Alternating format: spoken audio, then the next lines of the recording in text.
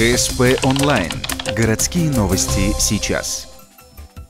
В воскресенье 10:00 полигон ДСАФ. Стартует соревнование по скоростному маневрированию. Приурочено к 8 марта, поэтому участницы только девушки. Всего проверить свои силы в экстремальном вождении пожелали 32 участницы. Как говорит один из организаторов, в этом году это рекорд по количеству человек. Кроме того, бывалых автоледи всего 7, остальные новички. Одна из них Елена. Машину водит около 3 лет. Я решила испробовать, узнала, что есть такое. Плюс к своему опыту. Как есть машина, так и приехала. Но за машиной как бы слежу.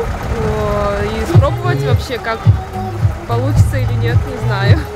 Участникам дается 3 попытки, 1 разминочный прокат и 2 в зачетное время. Траекторию выбирали с упором на женский потенциал. Рисунок так называемое зеркальце. Не обошлось и без классических элементов: солнышко, круги и 8.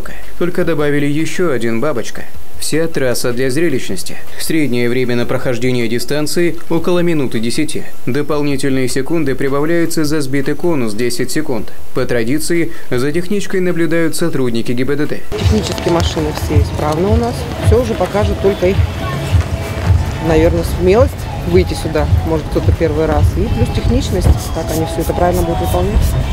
По пробному заезду лучшее время показала Анна Локтющенкова. Она же и показала лучший результат зачет. Ее время минута 07. Всех участниц ждут призы, а победителю достанется сертификат от спонсора на хорошую сумму.